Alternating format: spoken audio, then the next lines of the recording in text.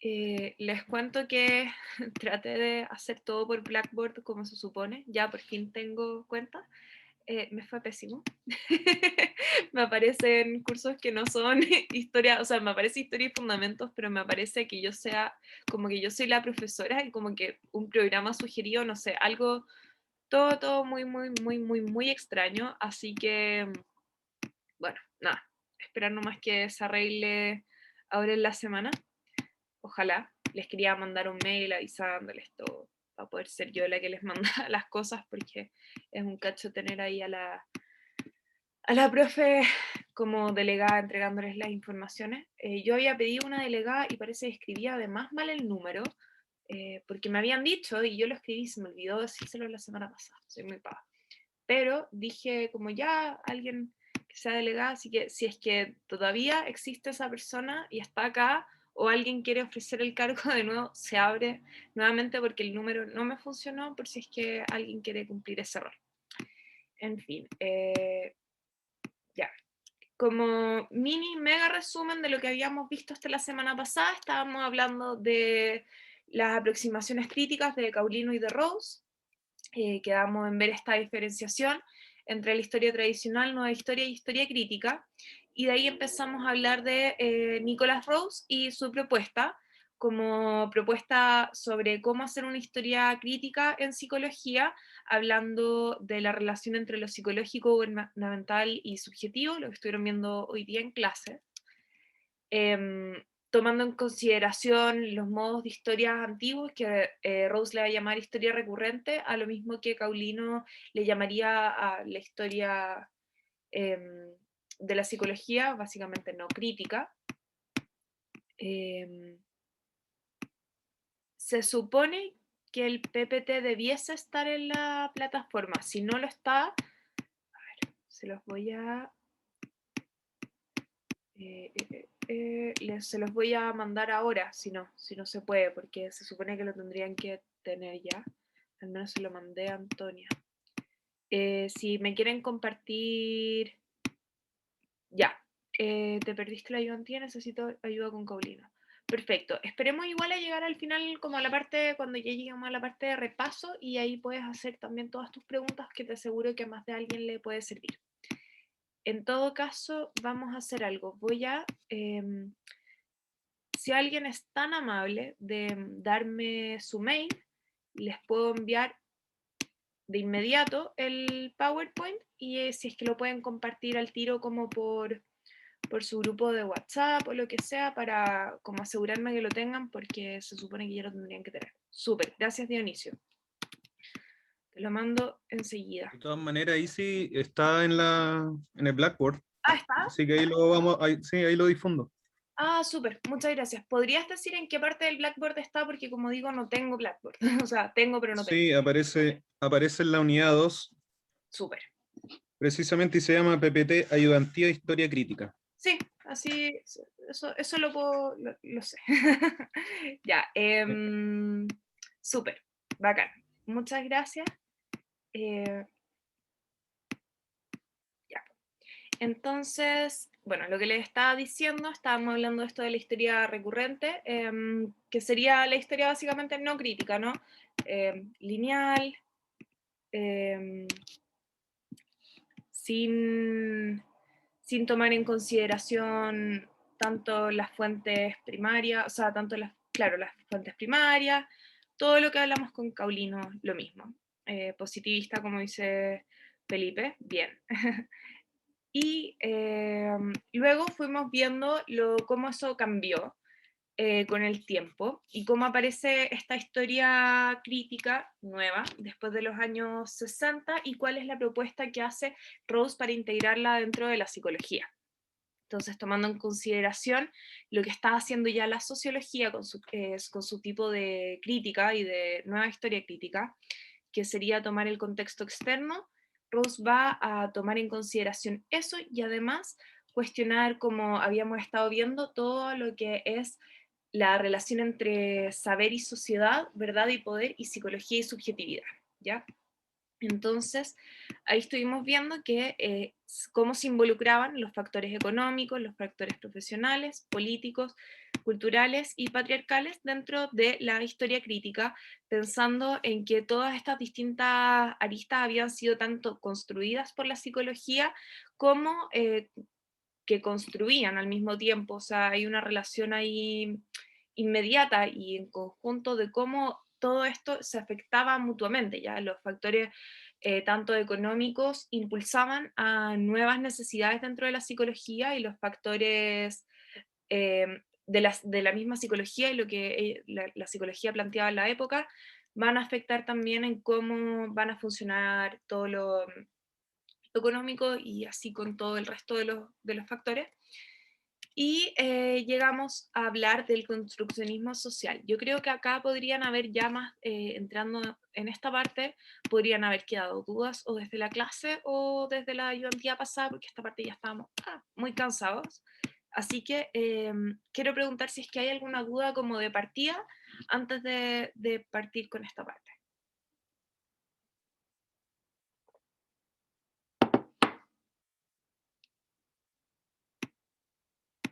¿No?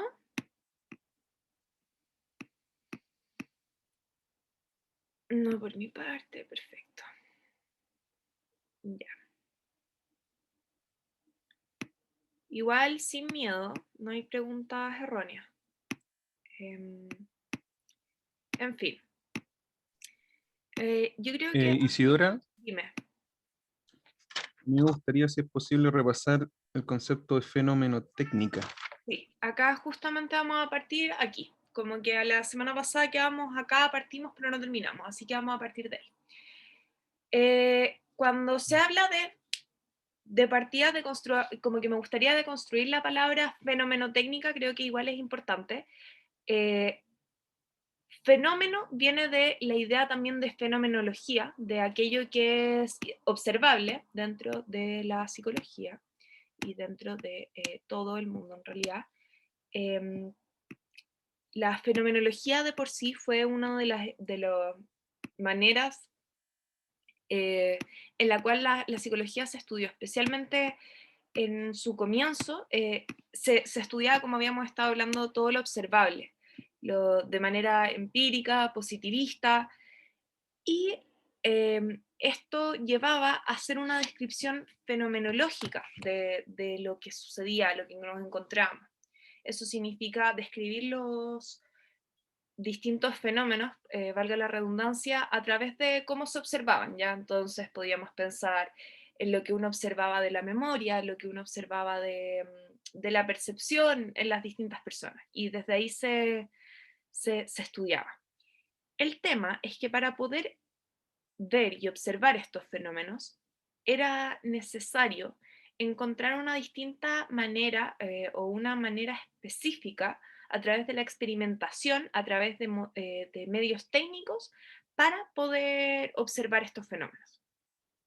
Entonces, acá lo que importaría y se tomaría en consideración sería que van a haber distintas técnicas que van a hacer surgir los fenómenos. Yo la semana pasada les daba el ejemplo de que era necesario un microscopio para poder ver partículas, por ejemplo, o células, no sé si partículas con un microscopio muy especial, pero bueno, una célula, necesitamos de este objeto técnico para poder hacer aparecer ante nuestros ojos, ¿no?, la idea de la célula y cómo se ve.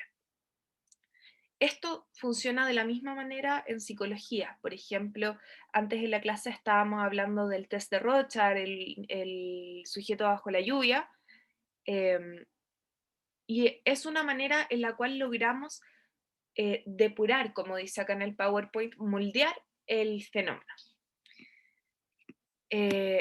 Además de eso, la fenomenotécnica o el concepto de fenomenotécnica va a tener dentro de sí el buscar argumentar que los objetos aparecen dentro de un campo de saber particular y que son construidos. Que algo sea construido no significa que estamos deslegitimizando que esto sea científico, que sea real, ¿ya? Sino que más bien va a ser una manera en la cual podemos volvernos capaces de plantear preguntas respecto a los medios de construcción de estos nuevos objetos y dominios, de aquello que es objetivable y de las consecuencias que puede traer. ¿Qué significa todo esto? Significa que, a fin de cuentas, para lograr demostrar ya que algo existe, tienen que haber una serie de intereses a su base. Esos intereses van a hacer surgir técnicas y maneras de hacer emerger estos fenómenos, eh, lo cual no significa que no existan en la vida real, sino que hubo un interés y eh, toda una práctica que se generó por detrás y previa al hallazgo, por ejemplo. Y según eso, podemos no solamente analizar el objeto de por sí, sino que también podemos entender cuáles van a ser, en qué campos va a funcionar, en qué campos se va a movilizar este objeto y qué consecuencias puede traer. Entonces, todo lo que es construido también se va a tomar en cuenta que no es solamente un lenguaje, sino que también son los objetos de la ciencia y de la psicología, va a decir Rose. Esta idea construccionista nuevamente no deslegitimiza la ciencia, no dice que los objetos no son reales ni que no emerjan en la naturaleza. Lo que significa es que no están ingenuamente ahí tirados en la naturaleza, no los podemos ir y encontrar de la nada. Requiere de un cierto tipo de interés por detrás, ¿ya? Entonces, el tema discursivo detrás no solamente va a ser una manera de darle un significado, sino que también van a estar dentro de un sistema de asociaciones y de dispositivos que van a generar eh, que los seres humanos eh, puedan ocupar el estatus de sujeto en una clase particular. Entonces la psicología no puede ser entendida solamente como algo discursivo, sino que también es algo técnico que va a ordenar y va a producir sujetos. Ya las fenomenotecnicas en la psicología, a diferencia de cómo podrían darse en las ciencias naturales, no solamente van a hacer aparecer el objeto, sino que ese objeto también va a repercutir en el sujeto. ¿Ya? Entonces, digamos, como decía Antonia en la clase, como no se puede entender el esquizofrénico y como la situación del esquizofrénico en encierro si es que no hay un manicomio, ¿no? Entonces tampoco podemos entender por ejemplo, la depresión sin todo un constructo y un discurso anterior, ya de cómo tienen que ser los seres, cómo tenemos que funcionar, porque al final no sé si se han dado cuenta que hay ciertas como patologías mentales dentro del discurso que son casi consideradas como positivas versus otras que son consideradas más negativas, como que de repente la gente dice como, ah, no, yo soy súper TOC, entonces soy súper ordenada, súper organizada. Bueno, fuera de que están describiendo mal el cuadro, es como que le pusiéramos algo positivo, ya como una valoración. ¿Por qué? Porque genera una persona quizás más obsesiva, podría teóricamente, y esto no lo tomen como una verdad, yo no estoy diciendo que esto pase, pero dentro del imaginario podría ser una persona que es más productiva en ciertos trabajos, ¿ya? Lo mismo pasa con gente que tiende a la manía, a diferencia de la gente que tiende a la depresión, que esa tendencia a la depresión es justamente el contrario de lo que se espera en la sociedad. A mí me pasó en el Asperger. Claro, ahí también hay otra cosa. Hoy día cuando la profe estaba hablando esto de lo de Sheldon, yo me quedé pensando harto rato, no sé si han visto la serie The Good Doctor, que es de un doctor que es autista, pero que está dentro del espectro autista, mejor dicho, pero que además tiene síndrome de Savant, que es brillante. A mí la serie, como dentro de lo que significa la serie, me encanta, encuentro que demuestra muy bien muchas problemáticas del autismo y del espectro autista, perdón, em, pero al mismo tiempo genera en la gente que no sabe mucho del tema pensar que que toda la gente dentro del espectro es como brillante y tiene todo este como, no sé, facilidad tal vez para una cierta parte de la vida, que sería como lo laboral y lo académico, pero en vida real, si bien existen personas que tienen este síndrome de Savant y que además están dentro del espectro, no significa que todo el mundo dentro del espectro sea brillante, ni que se les haga súper fácil estudiar. Yo, la verdad, no tengo mucho conocimiento, pero sí, por ejemplo, tengo casos cercanos de gente dentro del espectro que se le ha hecho súper, súper, súper difícil el colegio, es súper difícil la universidad, y eso ha generado que, por ejemplo, repercusiones como esta serie, que yo insisto, súper entretenida, hagan que se casi como que se resignifique la patología y el espectro al que pertenecen, y eso ha sido súper dañino, ¿ya? Entonces, como que hay que tomar eh, todo este tipo de aristas antes de considerar qué significa plantear también una serie, por ejemplo. Em, en fin, como les digo, lo de las fenomenotecnicas es justamente por esto que son productivas, producen seres, producen categorías, produce algo a nivel social. ¿Ya?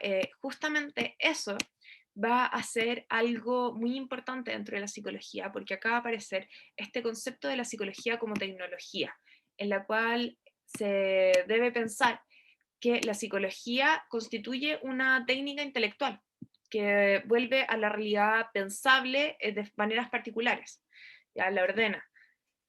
Y eso a su vez va a hacer que las teorías psicológicas generen un cierto tipo de máquina intelectual que va a volver al mundo pensado bajo determinadas descripciones. Y eso también va a generar las técnicas al ingresar al mundo. Por ejemplo, les cuento, hoy día yo estuve en una entrevista laboral, ¿ya? Para un cargo de tutora académica en la Portales, que es básicamente un acompañamiento a personas que han tenido problemas como al insertarse en el mundo universitario, que tienen más dificultades para estudiar, probablemente que han tenido carreras escolares atípicas. Entonces, nada, en esa entrevista me entrevistó una psicóloga y me empieza a hacer preguntas dentro de las cuales me dice, ¿cuáles crees tú que son como, cómo te ves tú como estudiante? Como, ¿quién eres tú como estudiante? Y dije, chuta, ¿quién soy yo como estudiante? No tengo idea, porque en realidad me miro de afuera. Y ahí mismo yo tomo conceptos de la misma psicología para describirme a mí misma dentro de, de, del aspecto académico, ¿no? Entonces, claro, yo me clasifico, me objetivizo a mí misma como cierto tipo de estudiante, me vuelvo pensable dentro del mundo para poder generar una manera mía de aparecer frente a esta psicóloga, ¿no? Eso no significa que yo haya mentido, nada por el estilo, sino que uno toma ciertas características suyas, yo las convierto, las traduzco dentro de este lenguaje, que sería el que ella está esperando además, pensando que está hablando con una persona que también eh, está en la carrera de psicología, y me hago emerger, y no solamente a mí por completo, porque claro, la persona que yo soy bajo puertas cerradas es muy distinta a la persona que está acá haciendo las clases. De partida, este no es el lenguaje que yo ocuparía de manera común y corriente.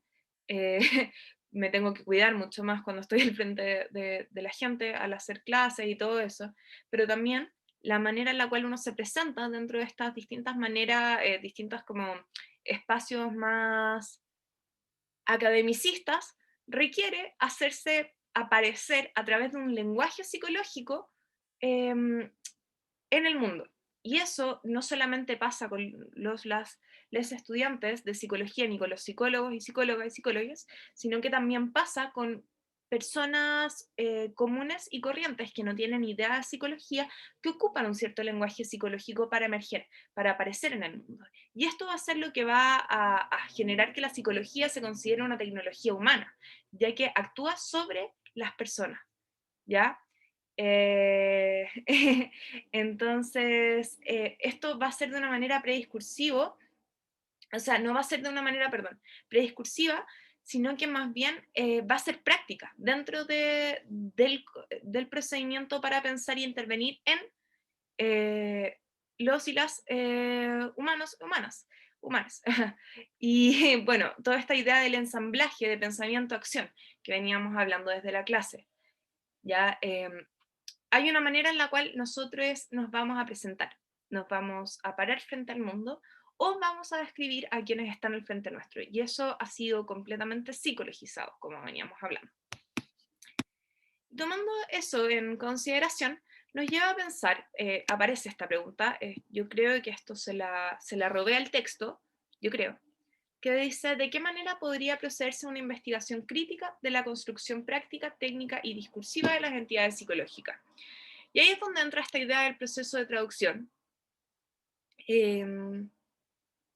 Y vamos a ver cómo va a ser necesario dentro de el hacer una historia crítica, porque volvamos a aterrizar en eso, estamos pensando en cómo podemos hacer una historia crítica. Entonces, nuevamente, tenemos la esfera de qué es lo que está pasando a nivel social, ya con todo esto social, económico, político, cultural, y de género, por una parte. Y por otra parte, también tenemos que tomar en cuenta desde los mismos conceptos que nos vamos a basar, por qué estos aparecen como una manera de verdad, como un régimen de verdad, y por qué eh, es y por qué aparecen como una manera al final hegemónica dentro de la psicología. Para eso, entonces, vamos a requerir este proceso de traducción para ver el proceso mediante el cual los saberes se van a conectar, generando esta alianza de la que veníamos hablando. Entonces, imaginándonos ya, aparece Freud, me acuerdo de un profe que siempre decía Papa Freud. Bueno, aparece Papa Freud en alguna parte hace 100 años y nos habla de cosas como el yo, el ello y el superyo. Y está acá, perdón por el lenguaje, pero esta pendeja hablándoles quizás de Freud y explicándoles Freud, y por qué yo tengo algún tipo de valor, por qué, claro, Papa Jung, eh, por qué aparezco yo como un cierto tipo de, no sé, de en una posición superior, supongo, es que me carga hablar de como de posiciones y relaciones de poder donde yo pueda estar metida, como que es como incómodo. Pero también aparece, no sé, em, aparezco yo traduciendo esto y por qué yo tendría un poco de, supongo, suficiente conocimiento como para poder hacerlo, porque llevo una cierta cantidad de años estudiando esto, no sé qué, no sé cuánto, y así aparecen y aparecemos, claro, por competencia. No, pero hablándolo muy realmente, o sea, si lo pensamos en momentos históricos, en momentos reales, como va a haber una cierta manera, voy a bloquearles estas notificaciones porque si no estoy segura que más de alguno va a saltar. Eh, bueno, van a aparecer ciertas personas que pueden, de cierta manera, dar información sobre lo que es verdad, lo que no, y son fuentes más creíbles o fuentes que son menos creíbles. La profe les comentaba esto de los como comentaristas expertos que van a los matinales. A mí me tocó hace muy poco ver un comentarista experto que me pareció, bueno, fuera de todo lo que tiene que ver con la ética dentro de la psicología y el código de ética que se sale por todos lados, ni siquiera les quiero decir el nombre porque es terrible, que lo llaman como comentarista experto, ¿ya? Y les da a la gente, no solamente les enseña y da a comentar básicamente sobre cómo funcionan los test de selección personal.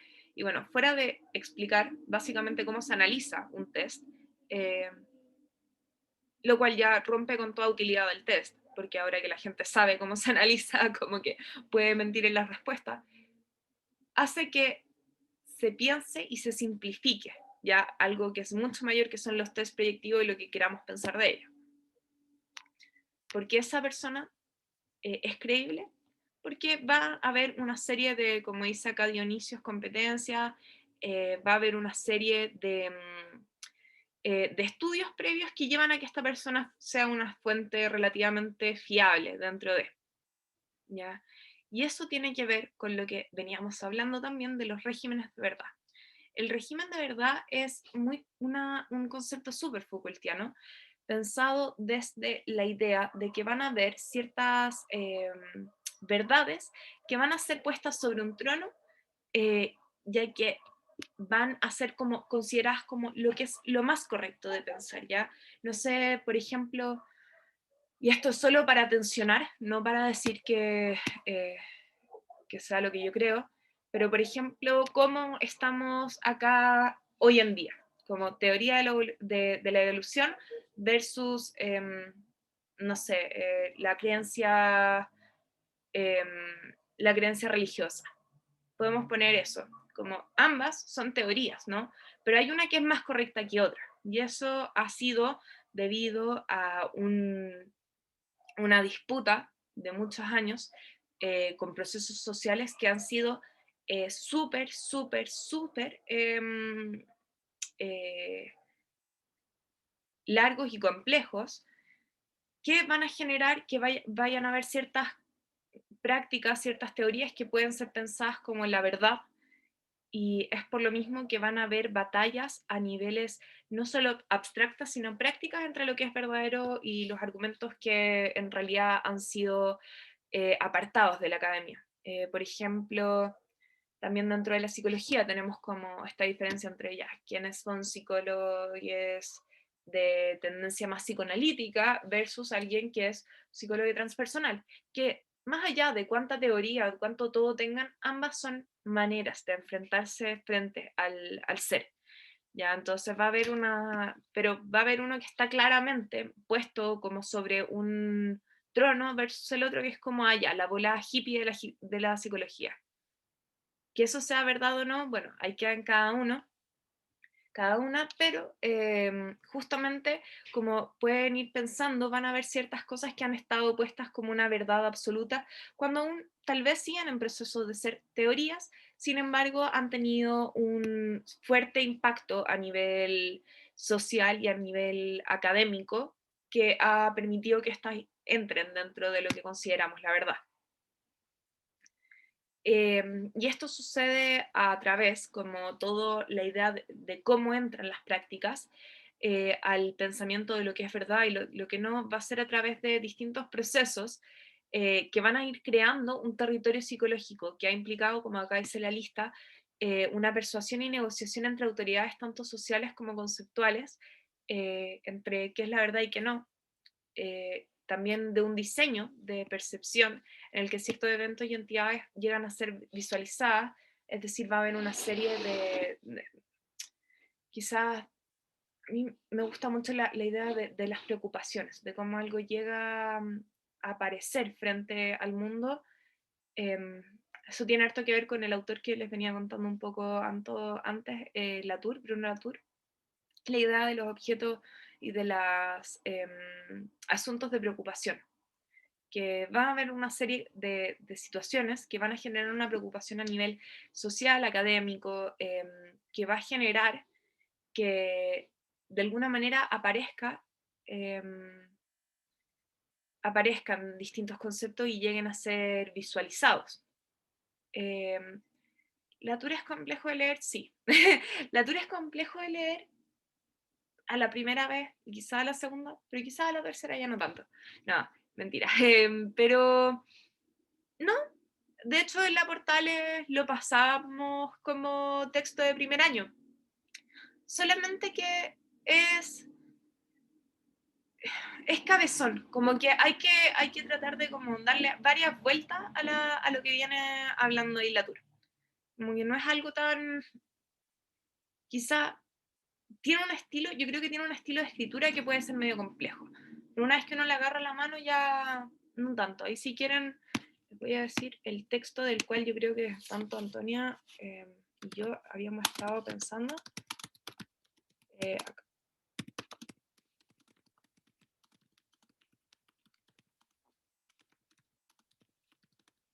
Ahí les dejo. ¿Por qué la crítica se ha quedado sin energía?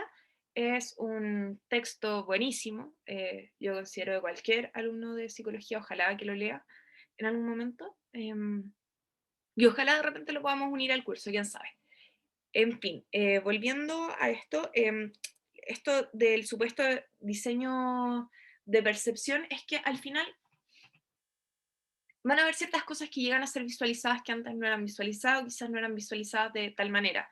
Por ejemplo, si pensamos en los distintos trastornos mentales, previamente se pensaban, tal como lo hablaba antes también Antonia, como dentro de la idea de la posesión y ahora de la desposesión, porque antes era la posesión demónica y ahora es la desposesión de la razón, ¿ya? Entonces también va a haber una cierta manera en la cual percibimos socialmente, percibimos personalmente también, eh, desde o a partir de una serie de prácticas, un fenómeno de una cierta manera, y por lo mismo va a generar una circulación de un lenguaje en la cual tales problemas o dichos problemas son articulados, como les digo, entre posesión y desposesión, como justamente lo contrario de cómo se veía antes.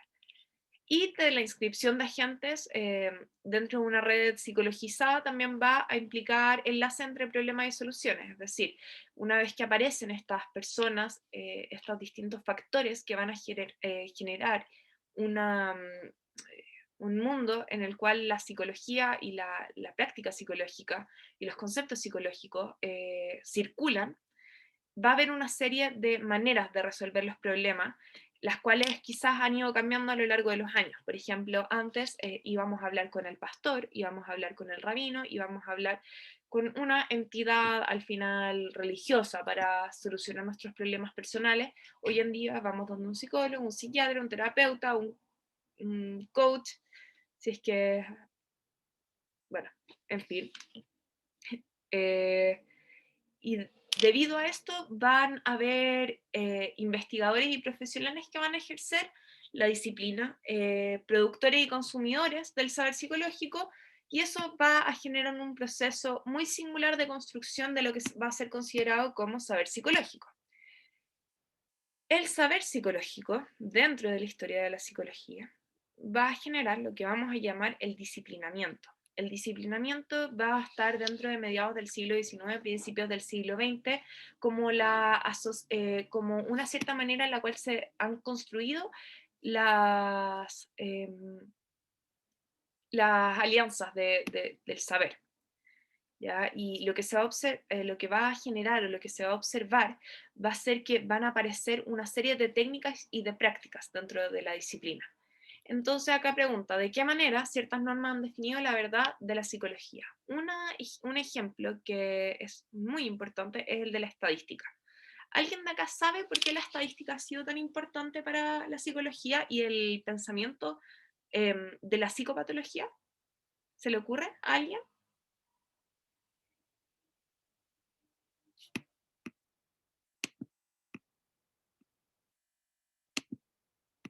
¿No? Yo me imagino que para establecer patrones, perfiles. Súper.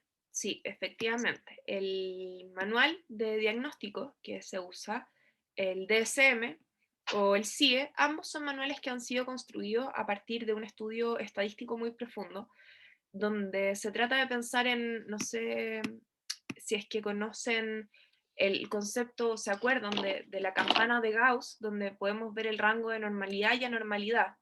Y con eso se han construido, por ejemplo, las distintas patologías, pensando en cómo la mayoría de la gente funciona, actúa y interactúa, y cómo va a haber una cierta cantidad que se sale fuera de las normas y que estadísticamente coinciden entre sí en la manera en la cual aparecen estos distintos fenómenos.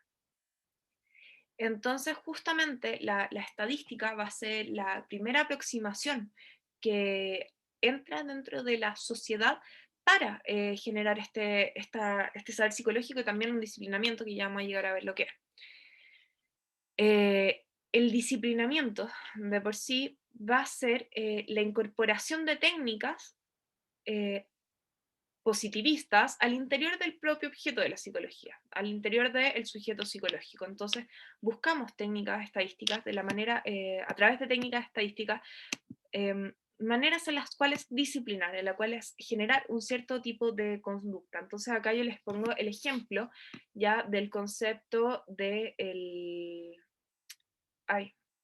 el concepto de, se me fue completamente el nombre, no lo puedo creer, que es un concepto de Foucault, que del panóptico, me acaba de venir a la mente, ya, del panóptico, donde acá pongo el ojo que lo ve todo, ¿no? Y que mira alrededor. Esto fue como una de las primeras maneras en las cuales se disciplina a la población, se genera una cierta cantidad, un cierto rango de conductas dentro de la distribución normal, en esta idea de hacer un funcionamiento correcto, ¿ya? La idea surge en las cárceles. De hecho, creo que, no sé si fue a ustedes a quienes se los expliqué o no, pero sé que tengo el dibujo acá. Vamos a tomarlo, donde, si pueden ver, esto de acá sería donde está el ojo, ¿ya? Acá alrededor hay luces que alumbran y todas estas son las distintas celdas dentro de la cárcel. Lo que sucede es que acá se necesita a una persona, como el ojo, para poder vigilar acá a toda la población de la cárcel.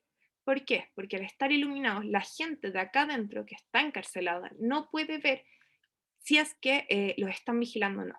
¿Qué genera eso? Los obliga a comportarse, eh, ya que no saben si es que van a estar, si es que están siendo vigilados o no. Entonces, al no saberlo, lo lógico sería comportarse para poder no meterse en problemas, ¿no? Dentro de la cárcel. Lo mismo sucede en los colegios con la idea del inspector, como que nosotros nos estamos vigilando constantemente entre todos, ¿no? Como todos y todas estamos constantemente vigilándonos, lo cual genera que haya una cierta cantidad de conductas normales. Lo mismo genera, sucede, por ejemplo, como les decía, en los colegios, con el concepto del inspector que anda por ahí dándose vuelta, uno nunca sabe si es que anda mirando o no, entonces la mayoría va a tender al buen comportamiento. Eso va a ser como lo que se va a considerar dentro del disciplinamiento y va a incorporar, como les decía, estas técnicas positivistas que han sido probadas empíricamente al interior de la psicología y del sujeto.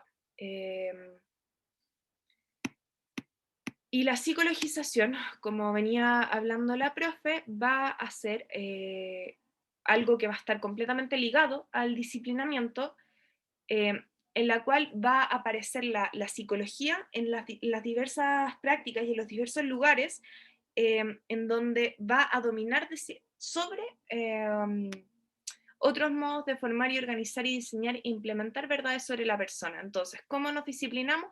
A través de una psicologización de las ciencias. Vamos a construir todo a través del objeto de la psicología, pensándonos desde el saber sí y fabricando nuevas maneras en las cuales funcionar en términos gubernamentales, como veníamos hablando el control. No me gusta tanto hablar de control, pero sí es control.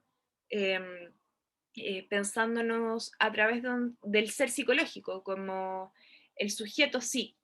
Entonces, distintos lugares aparecen y fueron psicologizados, tales como las fábricas, los tribunales, las prisiones, las salas de clase y hasta los dormitorios.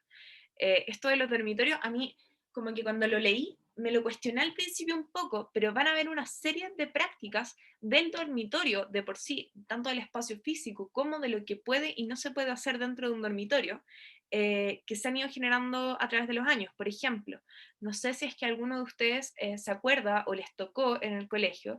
A mí me acuerdo que por lo menos desde primero básico hasta quinto o sexto, teníamos como dentro del consejo de curso, no me acuerdo qué era, como que nos preguntaban cómo estudiábamos y nos ayudaban a decir si es que estábamos estudiando bien o no. Entonces nos preguntaban si teníamos un lugar donde estudiar, un escritorio, que ojalá el escritorio estuviese no al lado de la cama, porque no sé qué y no sé cuánto, y que quizá hasta que el espacio de estudio estuviese fuera del dormitorio, porque el dormitorio era un lugar para dormir, entonces como que separar los espacios.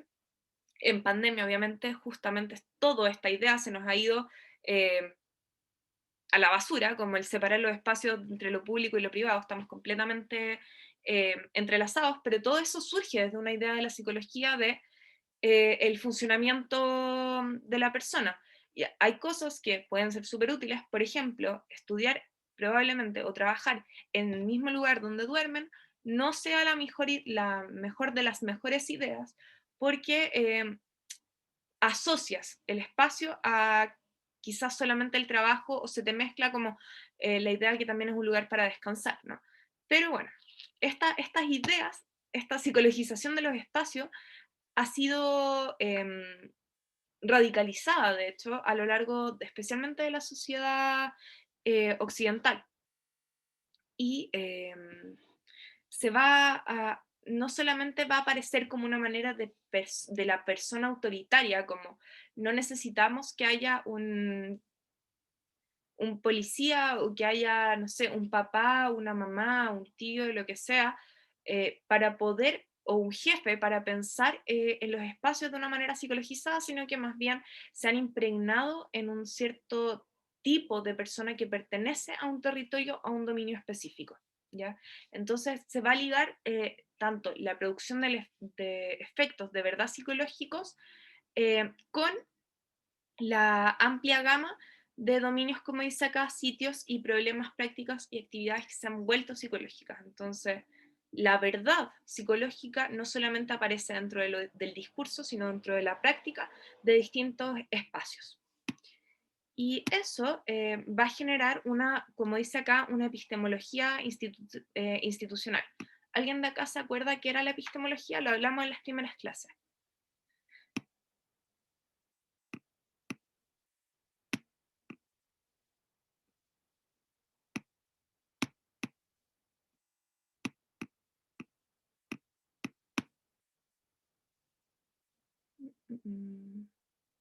Paradigmas, ¿ya? Quizás adentrarnos un poquitito más en esa idea.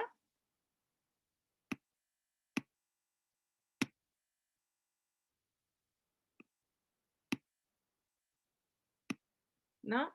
Ya.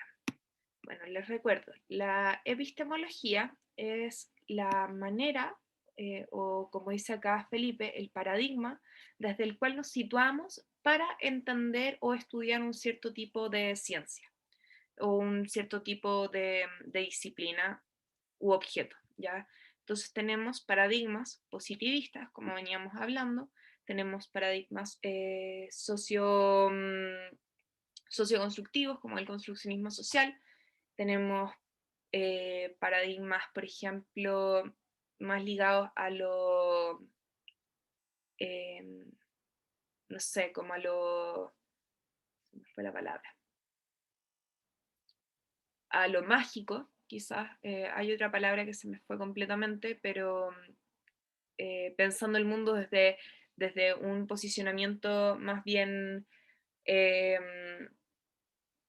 claro, mágico, pensando, por ejemplo, no sé, explicándonos el mundo a partir de quizás distintos mitos y leyendas y distintas maneras en las cuales nos enfrentamos para poder estudiar el mundo. Entonces lo que va a hacer esta epistemología institucional que habla Carros va a ser que el límite entre lo que la psicología organiza bajo la forma de saber y en un universo e imágenes, explicaciones y significados, entra dentro de la institución, entra de varias maneras dentro de la idea de la psicología. ¿Lo transpersonal es una epistemología? No. Lo transpersonal estaría dentro de una epistemología que quizá está más ligada justamente a lo más esotérico quizás. No lo quiero poner tan así porque no necesariamente es así. Yo sé súper poco de psicología transpersonal. No tomé ningún optativo de humanismo tampoco, así que la verdad es que yo no he tenido la oportunidad de aprenderlo, y más que no he tenido la oportunidad, prioricé otras cosas, la verdad. Pero claro, entra más dentro de esta idea quizás un poco menos positivista, menos cientificista de la psicología, ya que da explicaciones mucho más ligadas a el, como a las explicaciones que podríamos pensar más del alma y no de la mente, ¿ya? Entonces, en realidad, más que una epistemología, es un enfoque, pero que tiene ligada una epistemología a la base, que podría ser, no sé cuál será el nombre de esa epistemología, no tengo idea, la verdad, pero pensémoslo como lo esotérico, quizás. Eh, bueno, lo que les decía es que la epistemología psicológica, como pensando el sujeto como ser psicológico, aparece dentro de las instituciones, tanto dentro de lo familiar, lo religioso, las autoridades, en todo sentido, porque las reglas que gobiernan lo que puede ser considerado como saber, están en ellas mismas estructuradas por relaciones que van a ser institucionales. Y por lo mismo, la psicología entra dentro de instituciones tales como familia, la religión, em, que son además normativas y que proveen un foco, como dice acá, para la actividad de las autoridades, y aparece dentro, por ejemplo, de la prisión, de los tribunales, de las salas de clases, de los espacios donde la disciplina logra ver a los objetos inteligibles. ¿Qué significa esto? Que la psicología se institucionaliza en todo espacio donde el objeto de la psicología, que en este caso sería el ser, se vuelve representable, ¿ya? Entonces, en cualquiera de estos espacios donde se requiere trabajar con gente y se requiere modificar conductas de gente, aparece la psicología como, como un método de acercamiento hacia las distintas personas y las distintas autoridades y actores de ese espacio. Entonces, acaba de decir Rose que la psicología se disciplinó a sí misma a través de codificaciones de las vicitudes de la conducta individual. Es decir, que la psicología eh, logró este carácter como de disciplinamiento en sí misma, ya que logró codificar la conducta individual y a través de eso apareció al interior de aparatos de regulación, administración, castigo y cura, mientras se adoptaban en la modernidad. Y eso va a ser también, a su vez, un espacio sumamente problemático para las transformaciones que crearon en dichos espacios y fueron simplificadas. Eh, Pasa mucho que cuando la psicología comienza, la teoría estaba surgiendo al mismo tiempo que la práctica, a diferencia de cómo sucede en otros tipos de disciplinas donde se teoriza y se experimenta. La psicología, en términos experimentales, es súper compleja porque estamos trabajando con seres, ¿ya? Entonces, cuando aparece como una práctica, eh, puede ser sumamente simplificada y generar varios problemas. Es por lo mismo que tener en claro y tener en cuenta y tener gente que sepa respecto del tema y de cómo adentrar la psicología dentro de un espacio institucional va a ser sumamente importante. ¿Ya?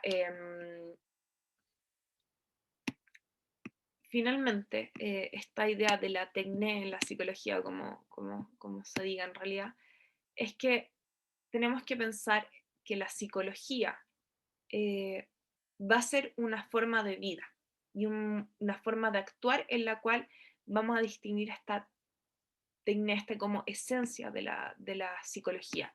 Tecné exactamente, que probablemente tampoco es la manera en la que se pronuncia, la definición exacta se las voy a... La estoy buscando para decirla. Es una técnica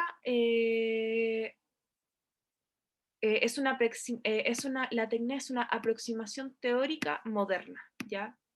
Entonces, la aproximación teórica de la psicología va a aparecer en tres dimensiones en relación a lo que es psicología, poder y subjetividad, ¿ya?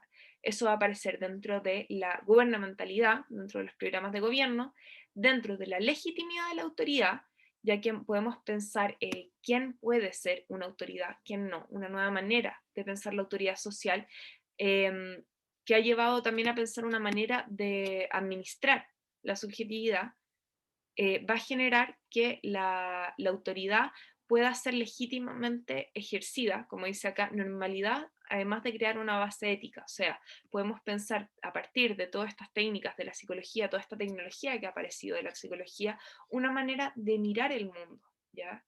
Que también va a tener... Ups, spoileé la última página.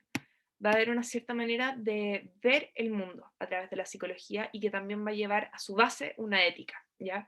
Donde la psicología se va a incorporar dentro del repertorio ético de los individuos, en los lenguajes que ocupan para hablar de sí mismo, como les venía comentando antes, eh, y una manera de evaluar la existencia. Entonces acá tenemos esta idea de la psicología a través de tres pilares, ¿ya? En la idea de cómo gobernar, el quién gobierna y qué es correcto hacer o no hacer con los y las personas.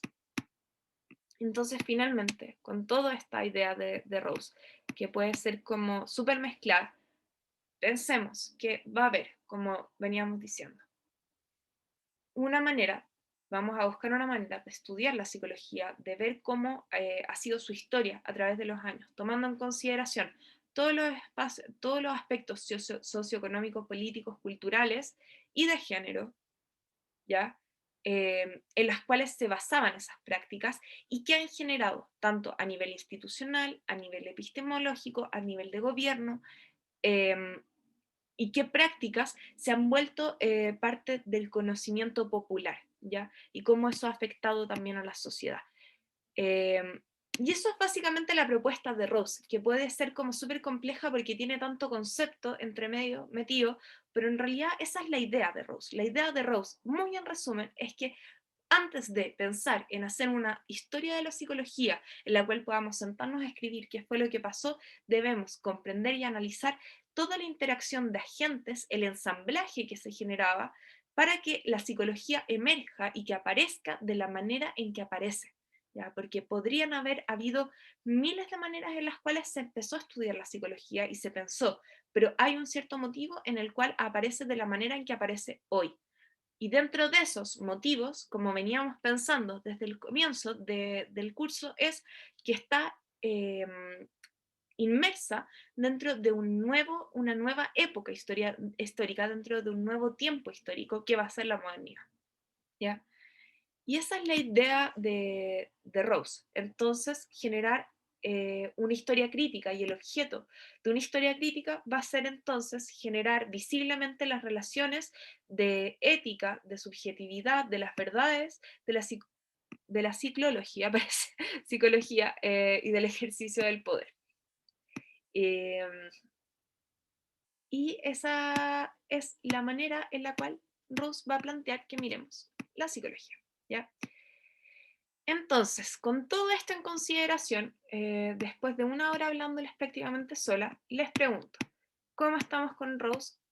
¿Y qué preguntas podrían tener tanto de Rose o de cualquier otra cosa antes de meterme en darles tips para la solemnidad?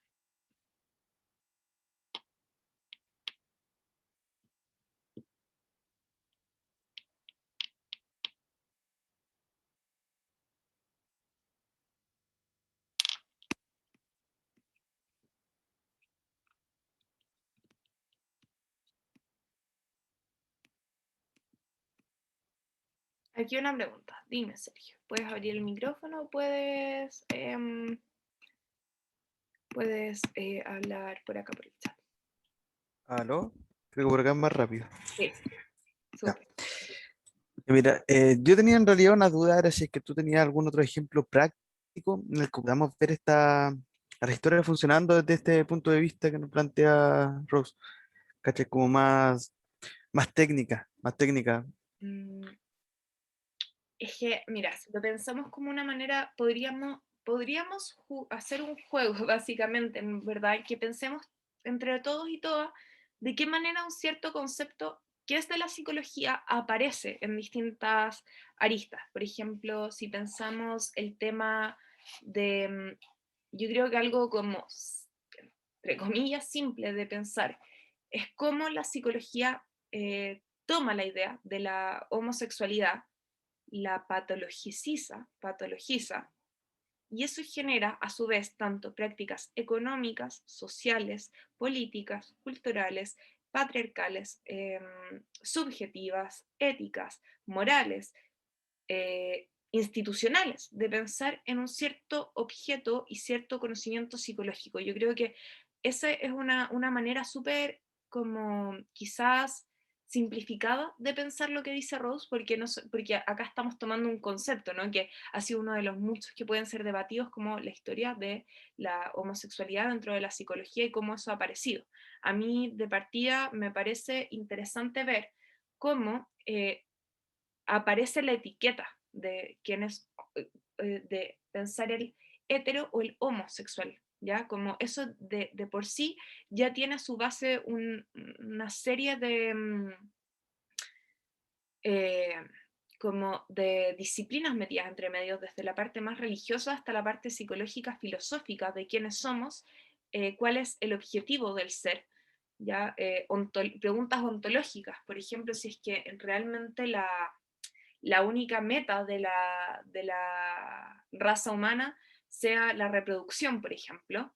De ahí, pensándolo desde esa lógica como evolutiva y evolucionista, podemos pensar que la homosexualidad de por sí fue pensada como algo antinatural, claro, porque si pensamos que ontológicamente el ser tiene la función de reproducirse, aquellos que no pueden reproducirse no estarían entrando dentro de la categoría de ser. Eso lleva, por ejemplo, a la teorización de cómo esto puede aparecer. Entonces ahí sale Freud con todas sus teorías de la gente gay, lesbiana, etc.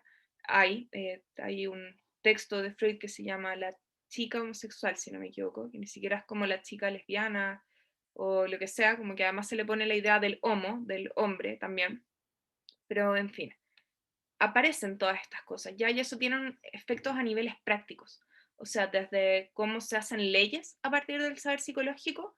Por ejemplo, el matrimonio igualitario en Chile todavía no se ha aceptado dentro de las leyes, y justamente una de las razones por las cuales no se aprobó era por la ley de adopción, porque en la ley de adopción se estipulaba que la gente que podía adoptar tenía que estar casada.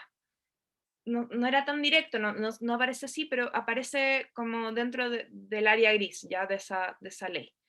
Entonces, si es que se permitía el matrimonio, significaba que ahora la adopción homoparental era posible. ¿Qué sucede con eso? Aparece esta idea del matrimonio, de la unión civil, perdón. Y después, tiempo más tarde, se permite dentro de la unión civil adoptar. Entonces se perdió todo el objetivo que se quería dentro de la derecha y otros grupos, como que no se pudiese hacer el matrimonio igualitario, ya que eso permitía y daba como cabida a una ley de adopción. Ya hay prácticas, como les digo, legislativas, gubernamentales, también institucionales.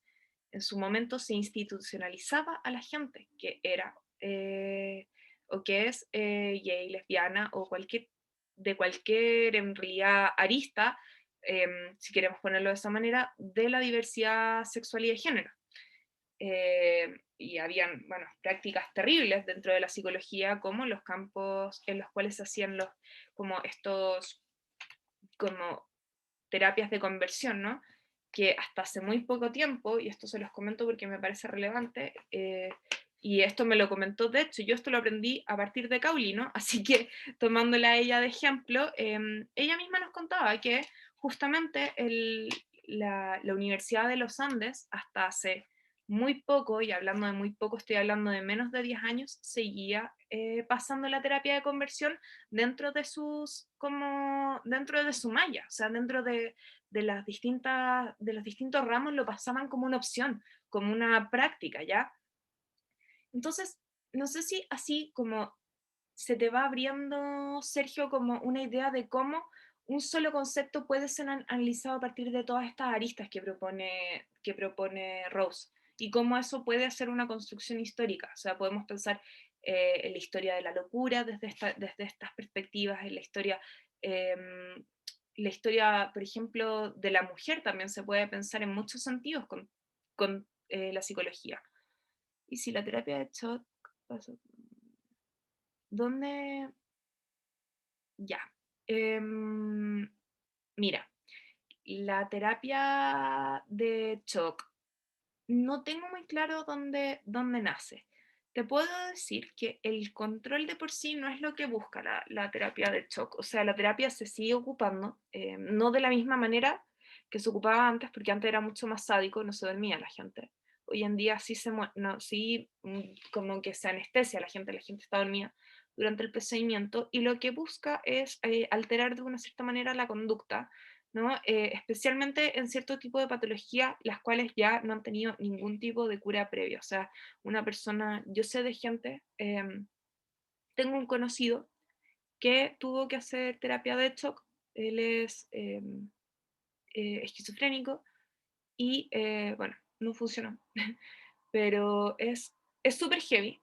Me imagino que nace de los, yo creo, me parece, y tengo la idea de haberlo leído, que tiene como que nace dentro de todo lo que es campos de concentración, como medio de tortura, pero a lo largo también se ha descubierto, no está prohibida. La terapia de shock se sigue ocupando hasta el día de hoy. Como les digo, la gente la duerme, no es que estén ahí y los electrocuten, así como así, es mucho más controlado. Se hace con un método específico y eso se hace para lograr modificar ciertos puntos cerebrales, ¿ya? También hay otros tipos de operaciones y de... sí, la verdad es que... No, sí, sí tiene eficacia, está probada y todo, pero como digo, es la última de las últimas opciones. O sea, estamos hablando que la persona ni con medicamentos, ni con terapia, ni con cualquier tipo de otra intervención le ha funcionado. O sea, ya estamos hablando de que es llegar así como a lo último, de lo último, de lo último. O sea, cuando ya no hay nada mucho que hacer. Y yo, como les digo, este caso, de hecho, esa persona no está bien. Esa persona no probablemente nunca lo esté. Y es bien lamentable.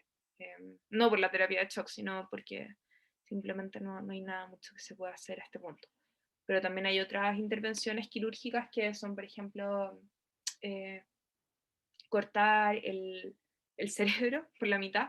Tiene un nombre y todo, es como split brain surgery, que es para la gente que tiene... No es la lobotomía, no, es cortar a través de la mitad el cerebro, que eso se hace para la gente que tiene epilepsias muy fuertes. El problema de eso es que desconectas los canales que cruzan entre las distintas como, lados del cuerpo, entonces es súper complejo, como que a esa gente, de hecho, si les cierras un ojo, eh, no pueden usar la mano, una, la mano contraria, porque la visión está invertida. Como que lo que tú ves por este ojo, viendo por este ojo, tú controlas en realidad esta mano, ¿ya? Entonces como que está invertido. Y bueno, esa gente no puede hacer eso, porque no puede cerrar un ojo y funcionar normalmente porque pierden como la conexión. Pero se hace para poder tratar epilepsias muy severas. En fin, como ven, hay una serie de prácticas que aparecen desde la psicologización de la sociedad, ¿no? Eh, Han habido prácticas que han sido terribles, por ejemplo. La lobotomía, como aparece ahí, la terapia de shock, especialmente antigua, heavy. No sé si les quedan más dudas de eso, como algo por el estilo, comentarios. ¿No? Ya. ¿Qué les parece si es que les muestro una pregunta posible de prueba? ¿Los haría feliz con eso? Sí.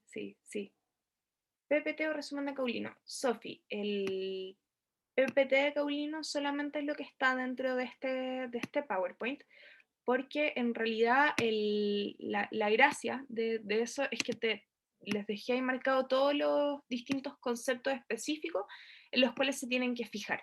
¿Ya? Pero como ha sido algo tan trabajado en clases, preferí como abocarme más a Rose que cualquier otra cosa.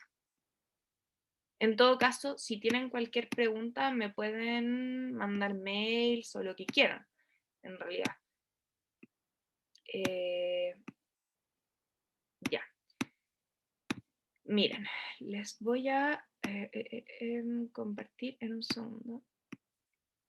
Ya, esta es una prueba, una evaluación recuperativa del año pasado. Obviamente esto no es la prueba que ustedes van a tener, ni nada por el estilo, pero es para mostrarles y relajarles un poco con cómo podría llegar a ser la solemne. La idea acá, si se fijan, aquí estamos viendo distintos textos que no vimos ahora, como Caulino sí, pero no vieron a Habermas ni a Danziger todavía. Danziger lo vamos a ver. Pero acá pregunta, a partir de lo revisado en clases y considerando la tesis de Caulino en historia crítica y teoría social, compromiso social y pluralismo, que hay uno de estos que si no me equivoco, no sé si es este o este que está dentro de las lecturas complementarias, no se preocupen, en la prueba no se va a preguntar, no es otra prueba de otro año, de otro curso. ¿Qué es la modernidad y por qué sería la condición de posibilidad para la psicología? Incluyen su respuesta. Entonces, acá les ponen este como punto de partida. Y acá pueden hacer dos cosas distintas. La primera es que pueden responder como A, B juntos, o podrían responderlo en conjunto. No se los recomiendo porque se podrían llegar a perder. ¿Ya? Y acá dice, desarrolle de qué manera se relaciona el interior de lo anterior, modernidad psicología, con la coexistencia de determinismo y libertades en psicología. Y acá a partir del ejemplo de conductismo o psicoanálisis, solo uno. Y explique de qué manera la propuesta de historia crítica de Danziger y Caulino implicaría un compromiso ético con la psicología. Acá la idea de la prueba ya es que ustedes de partida, si dicen, se tienen que fijar, y esto es como consejo, ¿en qué dice primero? Si dice desarrolle, explique, analice, describa, porque son distintos niveles de análisis, ¿ya?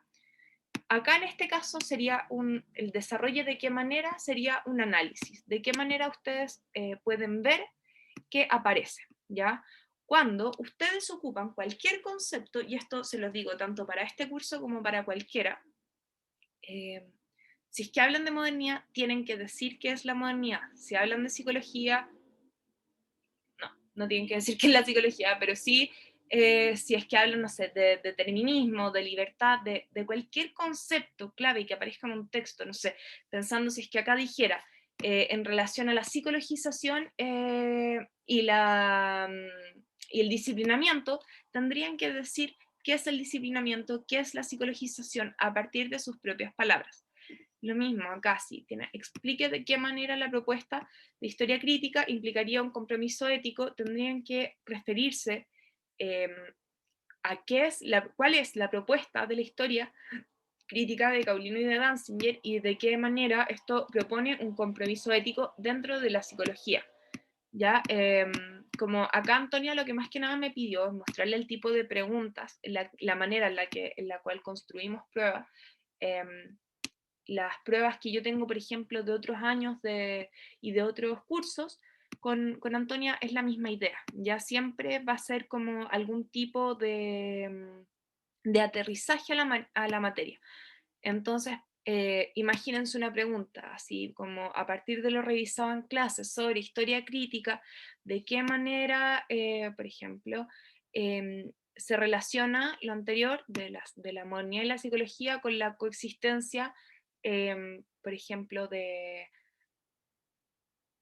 una institucionalización de las prácticas psicológicas, refiérase a conceptos como psicologización y no sé, cualquier cosa. Esa podría ser una construcción de pregunta, ¿ya? O, por ejemplo, ¿en qué medida o analice cómo el discurso que hace Descartes podría ser considerado como como un elemento, no sé, moderno, ¿ya? Y ahí ustedes tendrían que pensar como, ya, lo que propone Descartes sería esta separación, cuando dice pienso luego existo, una separación entre mente-cuerpo, cuerpo, que va a ser esta separación del cogito cartesiano, y eso a su vez va a tener repercusiones en cómo pensamos al ser desde lo racional versus lo físico, lo natural, lo cual es la psicología, y no sé, ahí les doy un ejemplo, que sería una manera de pensar una pregunta. ¿Ya? También siempre van a tener la pauta de evaluación. Preocúpense, lean esa pauta, porque son instrucciones en varios sentidos de cómo generar las respuestas, ¿ya? Las pruebas son así.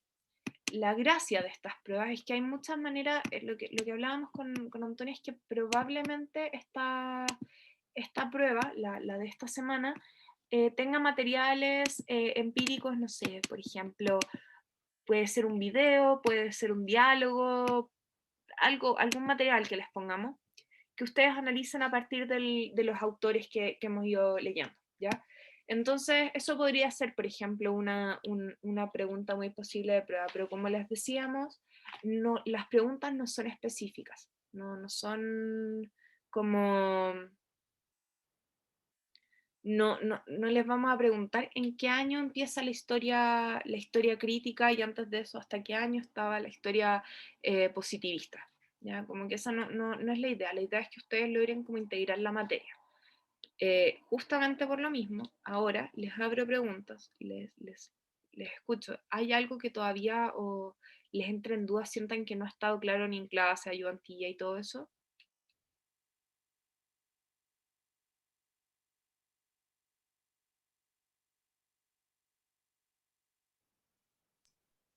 Isidora, solo por el ejemplo, que entiendo que también eran de otros textos, pero yo al menos no recuerdo, y sácame de la duda, que hayamos visto determinismo, conductismo y No, psicoanálisis. ¿Ya? no lo han visto. Ya, vale, No, vale, ese es vale. el ejemplo. Es que él me mandó Ok. esa prueba, entonces tengo eso para mostrarles. Sí, Pero no, ustedes no han visto eso, no se preocupen. Eso yo creo que es, como dice recuperativa, me tinca que esta prueba es como de final de semestre, que es como el conjunto de todo, em, de todo lo del curso. Pero, ay, muchas gracias por los cumplidos.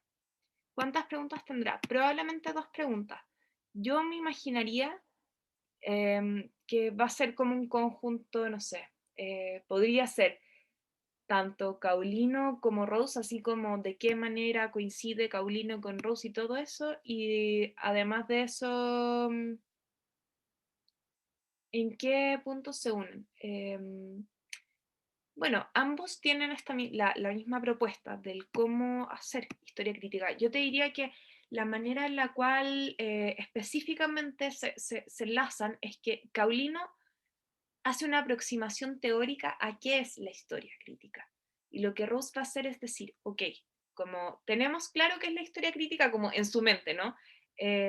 Entonces voy a decir mi manera en la cual yo haría una historia crítica, como qué factores tomaría en consideración y se adentra en cada uno de ellos. Entonces, como diciendo todos los factores que él miraría para generar esa historia crítica. Caulino hace más como la construcción teórica de qué sería, como cuál es la idea de la historia crítica, qué busca lograr, que es básicamente derrocar a todas estas ideas tan positivistas, empiricistas, de la historia. Y Rose propone una manera, hay muchas otras maneras de hacer historia crítica. Por ejemplo, hay una autora que es ¿cómo se llama ella? Ay, la Sandra Harding, que es una autora feminista, por ejemplo, que hace una aproximación sobre que para hacer una historia crítica habría que justamente mirar en todas las personas que han estado puestas como en la situación de desventaja socialmente a lo largo de la historia para poder entender otras aristas, básicamente. Pero, porque según ella, la manera más correcta al final de mirar la historia sería desde quienes han sido puestos en desventaja. Entonces, por ejemplo, en el caso de la psicología no sería mirar a los psicólogos, sino que sería mirar a los que han estado hospitalizados y que han sido parte o experimentados dentro como de todas las prácticas psicológicas. Entonces, hay distintas maneras de hacer historia crítica. Rose, la idea básicamente es plantearles una manera sumamente esquematizada de cómo podríamos hacer una historia crítica. Entonces ustedes a futuro, por ejemplo, si es que algún día les dicen, no sé, investiguen respecto a un concepto y ustedes consideran que deberían tener una aproximación crítica, perfectamente podrían usar este esquema que propone Rose de mirar todos los distintos factores que hemos hablado para aproximarse a ese concepto de manera histórica y eso sería como lo que une a ambos. Entonces, como yo les decía, podría pasar que hay una interacción entre Rose y Caulino, o quizás pensar entre Rose y Descartes y Casullo con Caulino. Es más compleja esa unión, no sé si eso pase, pero piensen de qué manera, o al revés, Casullo con, con Rawls y Descartes con Caulino. No sé, yo les recomiendo para estudiar, traten de anexar cómo se une cada texto el uno con el otro. Yo les diría, como línea transitoria, para que tengan una línea como para estudiar. Pensar que Descartes propone cogito cartesiano, mente-cuerpo. Eso genera esta idea que es sumamente moderna de la razón por sobre lo que es más emocional, lo más unido a la naturaleza, lo más unido al espacio privado, ¿ya? Casullo entonces explica qué es la modernidad, cómo surge y todo esto. Dentro de las maneras en las cuales surge, hay, Descartes es uno de los primeros como que empieza a hacer toda esta escritura más ligadas al pensamiento quizás moderno, junto con, por ejemplo, Kant y otros autores, da lo mismo, y después pensar, ok, toda esta idea de la modernidad por mucho tiempo estaba arraigada en el positivismo. ¿Qué genera el positivismo? Pensar todas las consecuencias que hemos pensado en clases. ¿Cuál es una salida al positivismo? Miramos ahí ya a Rose para pensar de qué manera podemos salirnos de esta manera de hacer historia. Yo les diría, como vayan enlazando, tratan de pensar el hilo conductual. Yo creo que esa va a ser como la mejor estrategia que pueden tener para pensar en esta prueba.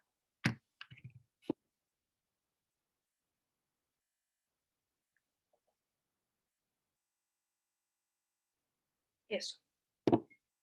No sé si van quedando más preguntas.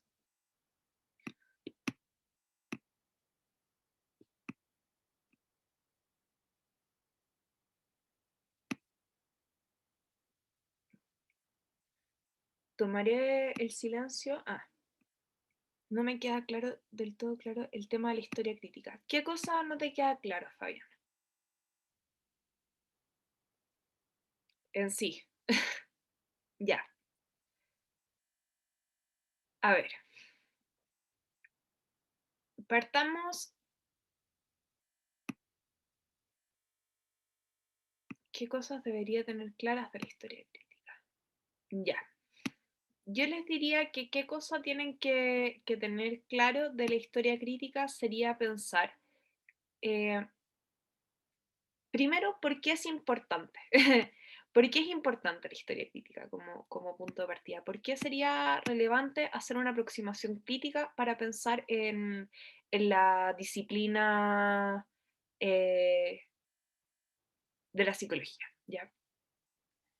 ¿Por qué sería importante y relevante hacer eso? Como primera pregunta, sí, la respuesta muy en breve sería para lograr entender cómo hemos llegado y cómo ha aparecido la psicología, cómo se ha organizado y estructurado, como dice María José por el chat, a lo largo de los años. El problema más grande con la historia tradicional, con la historia positivista, es justamente contar solamente las cosas buenas que han pasado, o como la historia, como se piensa, la historia de los ganadores, todo lo bueno que ha pasado, y además de eso, sin tomar en consideración todos los aspectos circulantes y que conversaban con este tema. Entonces, una historia positivista va a ser una historia que va a ser lineal, que va a tender a presentar todo de una manera sumamente como que no hubiese salida de esa opción, ¿ya? Como que punto A llevó a punto B y no había otra opción, no había una opción de que las cosas hubiesen sido distintas. La gracia de la historia crítica es pensar por qué de A se llegó a B y no plantear que A lleva a B como punto, como precondición, ¿ya? Entonces pensar qué ha sido lo que hace que X fenómeno genere que otra cosa suceda. Y por eso es que tenemos que mirar todos los intereses que hay alrededor en términos globales y no solamente de la disciplina, porque en realidad, por ejemplo, lo que está haciendo la psicología en dicha época va a estar unido a lo que está haciendo la sociología, lo que está haciendo la medicina, lo que están haciendo las instituciones. Entonces, toda esa red y todo ese ensamblaje va a generar que un cierto objeto surja y quizás otros no surjan o no tomen tanta fuerza. Entonces, por ejemplo,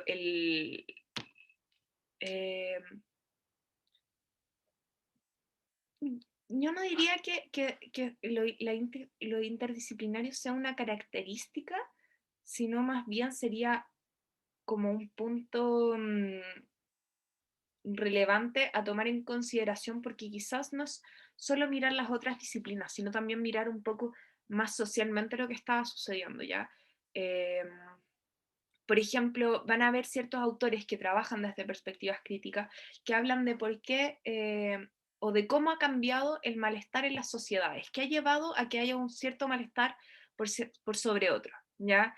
Eh, o van a haber autores que van a plantear cómo ha sido entendido un cierto concepto, como yo antes les hablaba de la homosexualidad también, eh, desde la idea de la locura, cómo ha surgido a través de la historia, y eso puede tomar lo interdisciplinar o no, pero yo creo que va a ser como uno de los puntos importantes a mirar eh, si es que uno va a hacer una psicología crítica o una historia crítica. No sé si eso lo deja un poco más claro. Bacán.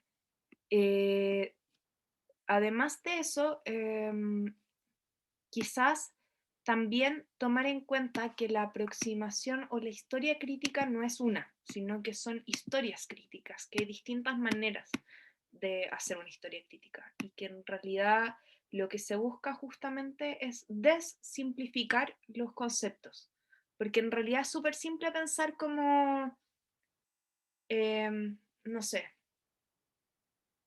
por ejemplo, una persona comete un crimen y eso llevó a que esa persona vaya a la cárcel. Como que ya, sí, efectivamente es lo que le pasó a esa persona, pero es una manera súper y mega simplificada de pensarlo, porque van a haber una serie de factores, tanto globales, económicos, por ejemplo, pensando si es que, digamos, como caso, que hay un chico de 16 años, va y se roba un pedazo de carne del supermercado junto con una bolsa de arroz y con, yo qué sé, un tomate. Uno podría pensar, claro, eso no es lo mismo que un crimen de partida que alguien que fue y robó la joyería a pistola armada en el Alto de las Condes, como tomando en consideración. Entonces, de partida miramos esos factores. De ahí miramos, ya, ok, ¿qué le puede haber estado pasando a nivel como personal a esa persona? Ok, hay diferencias de clase en Chile, tenemos mil y un problemas en términos de la integración social, del apoyo social que se brinda. Ahí tomamos que es todo lo gubernamental, ¿no? Eh, la, no sé, por ejemplo, el tema de, de género, que quizás era el hombre, podríamos ahí teorizar porque es el que tiene que proveer para la familia, según como el constructo más patriarcal. Y así vamos tomando toda esta serie de elementos y podemos decir, no, es que en realidad no cometió un crimen y fue a la cárcel. Podríamos hasta llegar a decir, es que él estaba tratando de alimentar a su familia y se lo llevaron, ¿ya? Entonces, justamente es como la manera en la cual nos planteamos los hechos, el cual podría generar una historia crítica o una no crítica al final.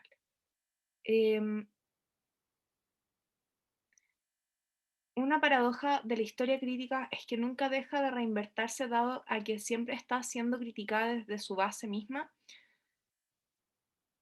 Eh,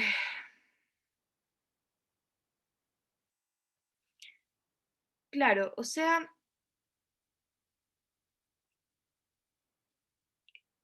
es complejo porque las prácticas críticas son, y lo que se piensa como crítico es usado para criticar las otras críticas. Entonces, en ese sentido, sí sería una paradoja. Pero al mismo tiempo, la historia, esta como aproximación de cómo hacer una historia crítica, no es una historia crítica de por sí, sino que es una manera de plantear o de criticar a la historia, pero no de generar eh, historias críticas. Entonces, cuando generamos historias críticas, no necesariamente vamos a estar criticando eh, desde la base. ¿Ya? Entonces, yo creo que ahí va a depender, yo creo que más bien es la manera de pensar la historia, como historia crítica va a generar esta paradoja, pero no la historia crítica de por sí, porque necesita gente como Rose o como Caulino que pinten ciertas, o Danziger, que lo vamos a ver más adelante, que den ciertas bases de cómo pensar una aproximación crítica. Eso.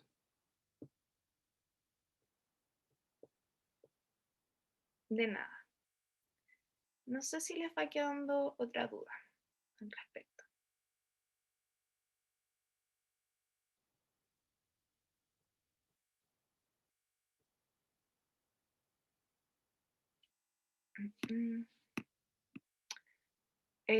La voy a subir, miren, la subo al tiro, o sea, a YouTube, que